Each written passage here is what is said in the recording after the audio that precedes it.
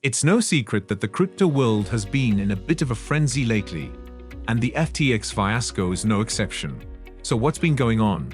Well, the former CEO and founder of FTX, Sam Bankman-Fried, has been in the headlines when he admitted to donating about $40 million in 2022. Unlawfully, that's hard to track. But what's really been going on? And what's up with SBF? Hey there, crypto lovers. Welcome back to another amazing video on Primetime TV. In this video, we'll be discussing the current state of the FTX fiasco and what's happening with SBF.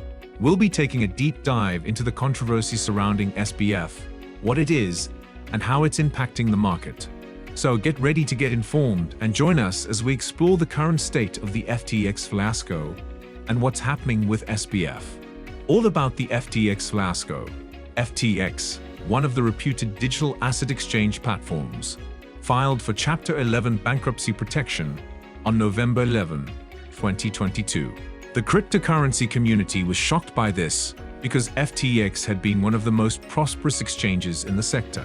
The legal problems for FTX began when its founder, Sam Bankman-Fried, aka SBF, and Alameda Research, the company he founded and served as former CEO of, were charged with various counts of securities fraud, money laundering, and violations of election campaign laws. On January 3, 2023, SBF entered a not guilty plea. This means that, if found guilty, SBF could face up to 115 years in prison. To manage the investigation into the collapse of the exchange, the U.S. Attorney's Office for the Southern District of New York, SDNY, created a special FTX task force. SBF was moved so far.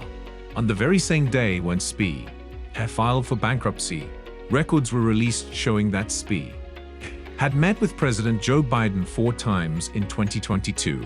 The Federal Election Commission, FEC, released campaign finance data that showed that SBF had donated approximately $40 million during the 2022 election cycle.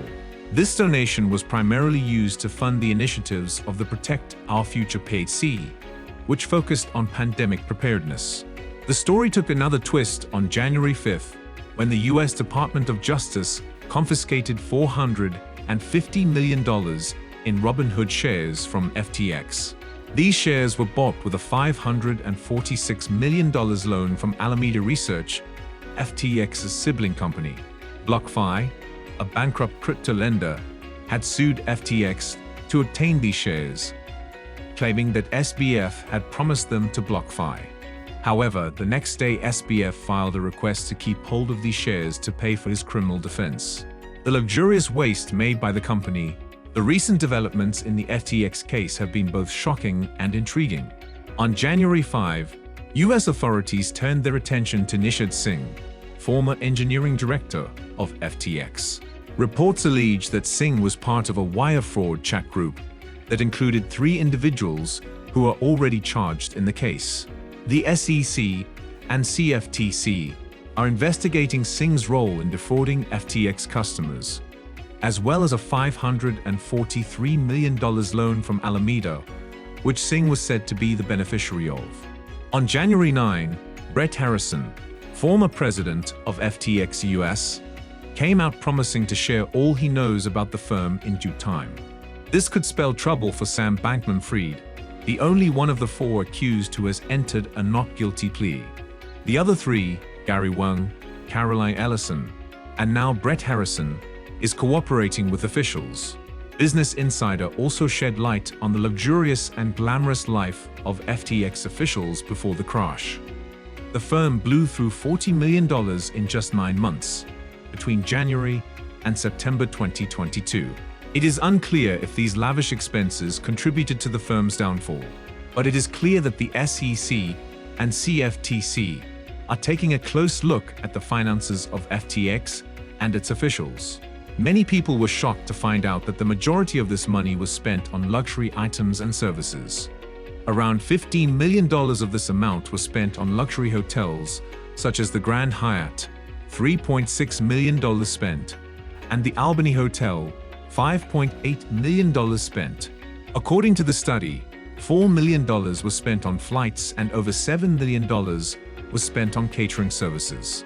While Amazon did not deliver to the Bahamas, according to another article by the London Financial Times, SBF even hired a private jet to transport his items to the island. It's clear that justice needs to be served and that those responsible for misusing these funds should be held accountable. As such, it's essential that the courts thoroughly investigate the case and ensure that the guilty parties are punished accordingly. Unfortunately, it will likely take a few years before any verdict is reached. This is because the scale of the losses and the years of financial records that need to be examined will require a lengthy investigation. In the meantime, all we can do is wait and watch as developments continue to unfold. What happened to SBF after that? On December 12, 2022, Sam Bankman-Fried was arrested by the Royal Bahamas Police Force shortly after 6 p.m. Although Bankman-Fried was initially facing extradition to the United States, he was eventually released on a $250 million bond. With this bond, Bankman-Fried was allowed to remain under house arrest at his parents' home in Palo Alto, California, as he awaited trial. And while the verdict would take a long period of wait, all we can do is hope for the best.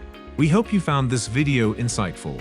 Be sure to give this video a thumbs up and subscribe to our channel to stay updated on more such interesting videos. Thanks for watching, and until next time, stay safe out there.